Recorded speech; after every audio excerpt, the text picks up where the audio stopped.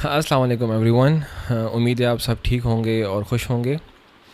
तो इस वीडियो में आज हम जिस टॉपिक पे बात करने जाएंगे वो है stop living in the fantasy. और ये हमेशा से मेरा फेवरेट टॉपिक रहा है। इस पे हम ज़रूर बात करेंगे डिटेल में इस वीडियो में। व्हाट बेसिकली फैंटेसी इज़, पहले तो हम ये समझेंगे कि फ़ैंटेसी क्या होती है। Fantasy is just like a day dreaming, कि दिन के टाइम पे ख्वाब देखना, जैसे हम नॉर्मली कहते हैं। बहुत से लोग ख्वाब देख रहे होते हैं कि आज मैं ये करूँगा, आज मैं ये करूँगा, और वो क्यों नहीं कर पाते उसकी भी वजूहात हो सकती हैं बहुत सारी।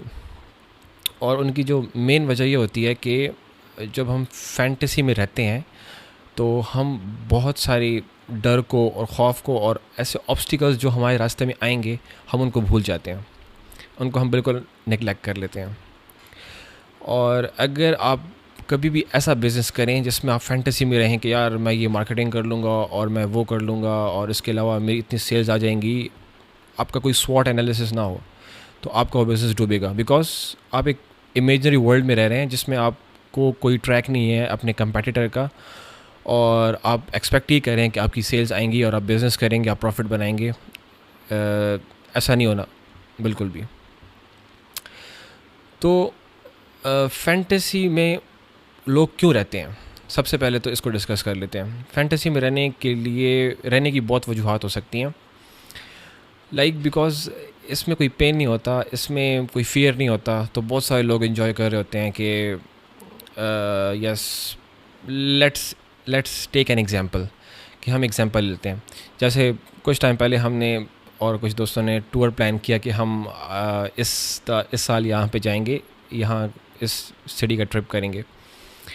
तो हुआ क्या कि हम सब ने अरेंज कर लिया एंड वी डिसाइडेड कि हम ये करेंगे और यहाँ जाएंगे, वहाँ घूमेंगे, हाइकिंग भी होगी, उसमें बहुत सारा फ़न करेंगे। बट जब हम उस जगह पे पहुँचे तो हमें बहुत सारी चीज़ें वहाँ जाके मिस हो गई, बिकॉज़ हमने उन ऑब्स्टिकल्स को ज़हन में नहीं रखा था जो हमें ऑन द स्पॉट पेश आए उस ट्रिप के दौरान। तो वहाँ से आके फिर हम थोड़ा नाराज़ भी थे कि why we haven't visited this place और ये वो। लेकिन द मेन थिंग वाज कि हम एक फैंटेसी में थे और हम डे ड्रीम कर रहे थे कि हम ये कर लेंगे, but we haven't did it. Main वजह फैंटेसी में रहने की ये होती है कि हम फियरलेस होते हैं और हम इंजॉय कर रहे होते हैं। और बहुत सारे लोग जो है इस चीज़ में रहना पसंद करते हैं आजकल की जनरेशन। एक छोटी सी एग्जांपल ले लेते हैं। एक लड़का और एक लड़की रिलेशनशिप में, and they start building their the life after their marriage, कि हम इस तरह रहेंगे एंड इस तरह रहेंगे और इस तरह रहेंगे। लेकिन वो ज़िंदगी गुजारने के लिए आपकी शादी होना ज़रूरी है। और फिर जब शादी की बात आती है तो कि मैं घर वालों को मना लूँगा और ये कर लूँगा और वो कर लूँगा, बट जब टाइम आता है मनाने का तो कभी अब्बा नहीं मानते, कभी अम्मा नहीं मानती, और कभी जो है कोई और नहीं मान रहा होता। You all know better. Majority क्या होता है कि लड़का जो है डिप्रेशन में चला जाता है, लड़की डिप्रेशन में चली जाती है, और it it become very toxic. तो सबसे पहले हमें फैंटेसी में नहीं रहना चाहिए। We have to be realistic. हमें वो तमाम चीज़ें अपने सामने रखनी चाहिए जो कि जेन्युइन मसले हैं, जो कि जेन्युइन फियर्स हैं हमारे, और हमें उन्हें निगलेक्ट नहीं करना चाहिए। और जब हम निगलेक्ट करने पे आते हैं ना, तो फिर हम अपने साथ ज़्यादा अपना नुकसान बहुत कर रहे होते हैं, ना कि दूसरे का भी होता है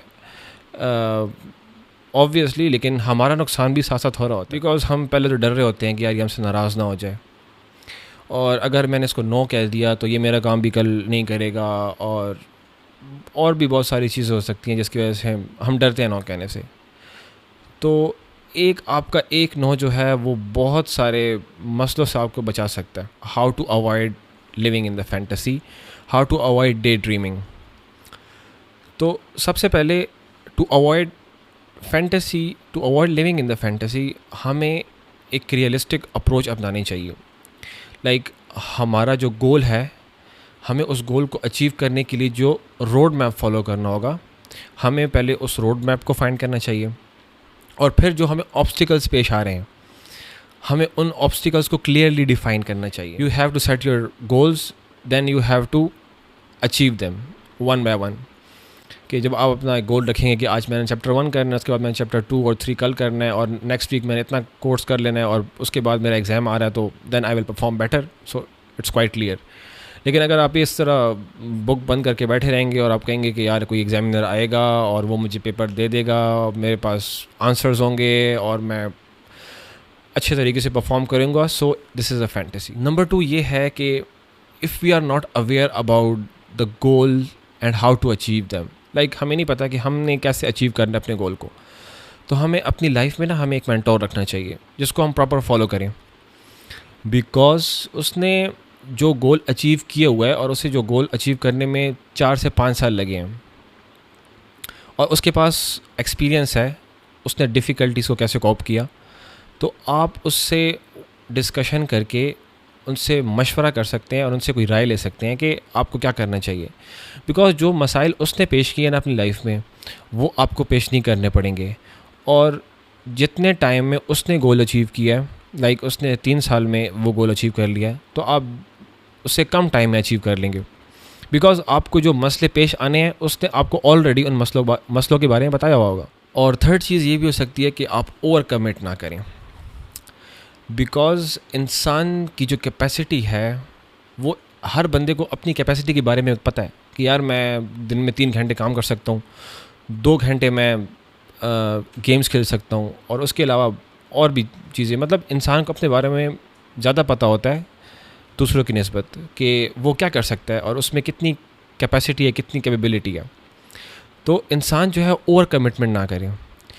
जो चीज़ वो कर सकता है, से यस स्ट्रेट फॉरवर्ड कि yes I can do this. But अगर आप नहीं कर सकते यार, अगर आपको एक बंदा कहे कि आप 10 घंटे कंटिन्यूसली काम करोगे और यू से कि yes I will do it, it's impossible. एक बंदे की कैपेसिटी नहीं है 10 घंटे काम करने की, और आप ओवर कमिटमेंट कर रहे हैं, तो this can be dangerous for you.